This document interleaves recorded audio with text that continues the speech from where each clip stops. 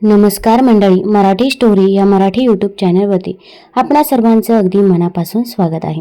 जर तुम्ही सुद्धा दररोज केळी खात असाल आणि तुमच्या घरी अधूनमधून केळी येत असतील तर ही माहिती तुमच्यासाठी अत्यंत उपयुक्त ठरेल. केळी हे एक साधं फळ वाटत असलं तरी सुद्धा त्यात अनेक गहन आणि अंतर्दृष्टी देणारे रहस्य दडलेले आहेत.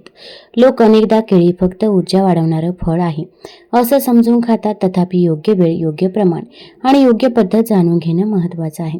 बऱ्याच लोकांना फक्त एवढंच माहीत आहे की केळी शक्ती देतात आणि पोट भरतात, पण त्यांची खरी कहाणी यापेक्षा खूप मोठी आहे. काही जण सकाळी उठल्याबरोबर केळी खातात, काही जण जिमच्या आधी किंवा नंतर, तर काही जण रात्री दुधासोबत केळी खाणं सर्वोत्तम मानतात. काही लोक दररोज अनेक केळी खाण्यास सुरुवात करतात या विश्वासाने की त्यामुळे त्यांचे शरीर लवकर मजबूत होईल.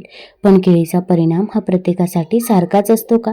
त्याचा परिणाम सर्व ऋतूंमध्ये सारखाच असतो का? आणि सर्व वयोगटातील लोकांवरती त्याचा सारखाच परिणाम होतो का? हे समजून घेणं तितकंच महत्त्वाचं आहे.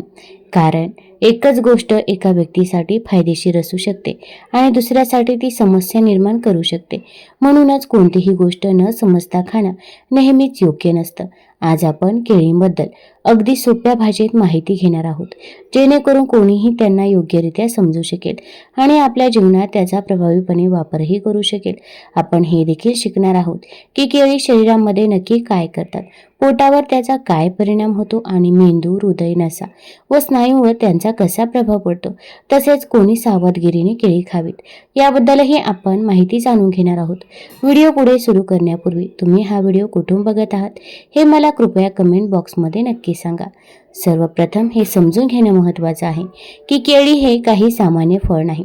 ते केवळ भूक भागवणारं फळ नाही, तर शरीराला त्वरित ऊर्जा आणि आवश्यक पोषक तत्वे देखील पुरवतं. म्हणूनच लहान मुले, वृद्ध, आजारी व्यक्ती, व्यायामशाळेत जाणारे आणि कठोर परिश्रम करणारे लोक त्यांच्या आहारामध्ये याचा समावेश करतात.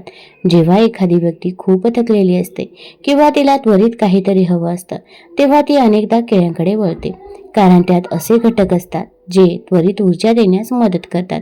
त्यामुळे डॉक्टर कधीकधी अशक्तपणाच्या किंवा आजारातून बरे होण्याच्या काळामध्ये केळी खाण्याचा सल्ला देतात, पण प्रत्येकासाठी आणि प्रत्येक परिस्थितीमध्ये नाही. केळीचा सर्वात मोठा फायदा हा आहे की त्यासाठी कोणतीही पूर्वतयारी करावी लागत नाही. फक्त सोलून खायची आहे, तथापि ती खाण्यास सोपी आहेत. याचा अर्थ असा नाही की ती कधीही, कोणत्याही प्रमाणामध्ये आणि कोणत्याही परिस्थितीमध्ये खाल्ली जाऊ शकतात. केळीमध्ये पोटॅशियम, फायबर, व्हिटॅमिन बी, सी आणि नैसर्गिक साखर असते, ज्यामुळे त्वरित ऊर्जा मिळते. म्हणूनच खेळाडू खेळापूर्वी आणि खेळानंतर त्वरित आराम मिळावा म्हणून केळी खातात. तथापि हे लक्षात ठेवणे महत्त्वाचं आहे की नैसर्गिक साखरेचा देखील शरीरावरती परिणाम होतो, म्हणून तिचं सेवन मर्यादित आहे. की नैसर्गिक साखरेचा देखील शरीरावरती परिणाम होतो, म्हणून तिचे सेवन मर्यादित प्रमाणामध्ये केलं पाहिजे. अनेक घरांमध्ये मुलांना केळी दिली जातात कारण त्यांना वाटतं की त्यामुळे त्यांची ऊर्जा वाढेल आणि त्यांची एकाग्रता सुधारेल. मोठ्यांनाही केळी दिली जातात कारण त्यांना वाटतं की ती मऊ आणि खायला सोपी असतात. हे कधी कधी खरंही असतं, परंतु त्या व्यक्तीच्या पोटाचं आरोग्य आणि त्यांना काही गंभीर आरोग्य समस्या आहेत का हे तपासणं महत्त्वाचं आहे. एका परिस्थितीचा विचार करा. एक व्यक्ती घाईत आहे आणि नाश्ता न करता 2 केळी खाते. त्यांना वाटतं की त्यांना चांगलं काम केलं, पण जर त्यांना आधीपासूनच गॅस किंवा पचनाचा त्रास असेल तर तीच केळी त्यांच्यासाठी त्रासदायक ठरू शकतात. याउलट जी व्यक्ती खूप मेहनत करते आणि जिला त्वरित ऊर्जेची गरज असते, तिला योग्य केळी खाल्ल्याने फायदा होऊ शकतो. तथापि खाल्लेल्या केळ्याचे प्रमाण आणि प्रकार देखील महत्त्वाची भूमिका बजावू शकतात.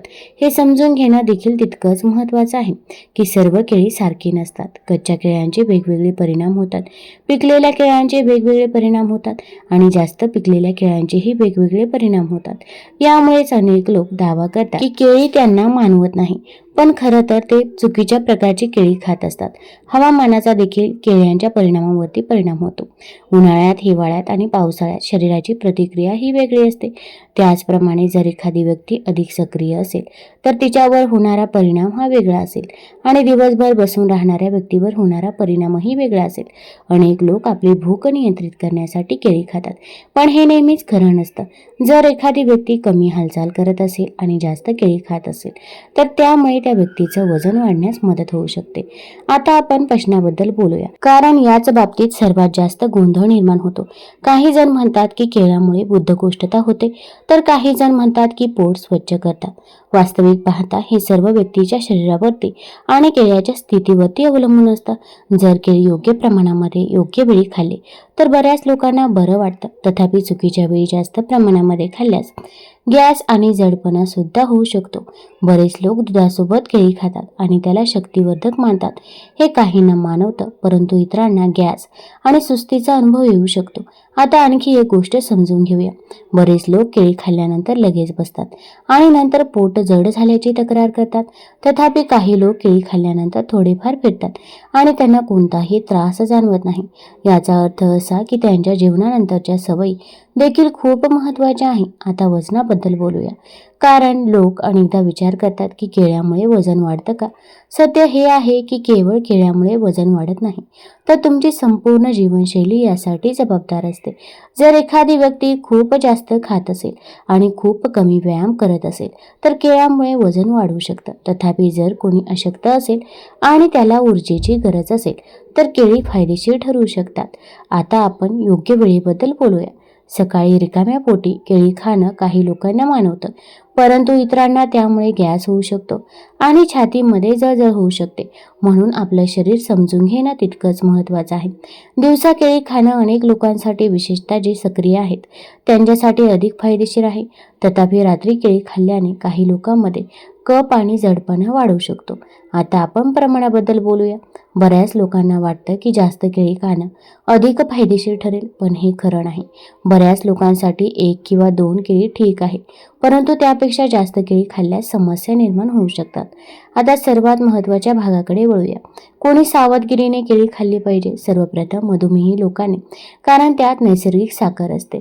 दुसरं, ज्यांना किडनीचा त्रास आहे आणि त्याचबरोबर त्याच्यामध्ये पोटॅशियमचं प्रमाण देखील जास्त असतं. तिसरं म्हणजे ज्यांना गॅस किंवा ॲसिडिटीचा त्रास आहे. चौथं म्हणजे ज्यांना वारंवार सर्दी आणि खोकल्याचा त्रास होतो. केळी खाणं त्यांनी टाळावं, विशेष म्हणजे रात्री. पाचवं, ज्यांना केळ्यांची ॲलर्जीच आहे. शेवटी हे समजून घ्या की केळी पूर्णपणे चांगली किंवा पूर्णपणे वाईट नाहीत. हे तुमच्या गरजा, शरीर आणि सवयींवरती अवलंबून असतं. जर तुम्ही केळी योग्य वेळी, योग्य प्रमाणामध्ये आणि योग्य पद्धतीने खाल्ली तर ती खूप फायदेशीर ठरू शकतात. तथापि माहितीशिवाय खाल्ल्यास हेच फळ समस्या देखील निर्माण करू शकतो. केळ हे असं फळ आहे जे प्रत्येक हंगामात आपल्याला सहज उपलब्ध होऊन जातं. तसेच हे फळ खाण्यासाठी विशेष मेहनत देखील करावी लागत नाही. केळीमध्ये फायबरचे प्रमाण अधिक असल्यामुळे भूक भागवण्यासाठी देखील ते फायदेशीर. बाजारात अनेक प्रकारची केळी तुम्हाला मिळून जातील, ज्यामध्ये लहान आकाराच्या केळी वेलची केळी म्हटलं जातं. हे केळ आकाराने लहान जरी असलं तरी त्याचे आरोग्यदायी फायदे मोठे असल्या कारणामुळे इतर केळींच्या तुलनेमध्ये ते महाग विकले जाते. त्यामुळे वेलची केळीला इतके महत्त्व का आहे? तर वेलची केळीमध्ये कॅलरीजचे प्रमाण खूप कमी असतं. तसेच हे केळ खाल्ल्याने शरीराला त्वरित ऊर्जा देखील मिळते. खास करून लहान मुलांना वेलची केळी दिली जातात, पण मोठी माणसं देखील वेलची केळीचे सेवन करू शकतात. डॉक्टर सुद्धा शरीरातील कमजोरी आणि अशक्तपणा दूर करण्यासाठी वेलची केळीचे सेवन करण्याचा सल्ला देतात. वेलची केळी बाजारात अगदी सहजरित्या उपलब्ध होऊन जाईल. देशातील वेगवेगळ्या भागात या केळीला वेगवेगळ्या नावाने ओळखलं जातं. जसं की वेलची केळी बेंगळूरमध्ये एलकी, तर बिहार इलायची केला म्हणून ओळखलं जातं. वेलची केळीची चव इतर केळ्यांसारखीच असते, केवळ ती जरा जास्त गोड असते. त्याच्या लहान आकारामुळे त्याला वेलची केळी असं नाव देण्यात आलं आहे.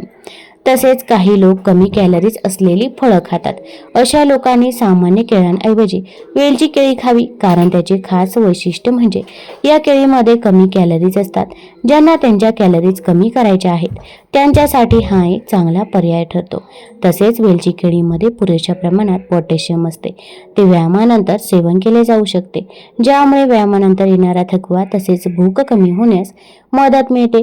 वेलची केळीमध्ये कार्बोहायड्रेट्स, फायबर, लोह आणि व्हिटॅमिन सी जास्त प्रमाणात असतं. त्यामुळे ही केळी तुम्हाला बराच वेळ भूक लागू देत नाही. वेलची केळीचा कमी कॅलरी आणि अधिक पोटॅशियमचा समावेश रक्तदाब नियंत्रित करण्यास मदत करू शकतो. वेलची केळीमध्ये व्हिटॅमिन सी, B6 आणि मॅग्नेशियम यांसारखी महत्त्वाची पोषण तत्वे असतात. हे आपल्याला शारीरिक आरोग्याला उत्तम बनवतात. तसेच वेलची केळीमध्ये प्रोटीन आणि अँटीऑक्सिडंट्स असतात, जे शरीरातील विषारी पदार्थ बाहेर काढण्यास मदत करू शकतात. वेलची केळी खाल्ल्याने शरीरात सेरोटोनिन हार्मोन तयार होण्यास सुरुवात होते. याचे सेवन केल्याने तुम्हाला झोपेशी संबंधित कोणतीही समस्या येत नाही. सामान्य लोकांसोबतच गरोदरपणातही वेलची केळीचे सेवन केले जाऊ शकते. यामुळे बद्धकोष्ठतेपासून आराम देखील मिळतो.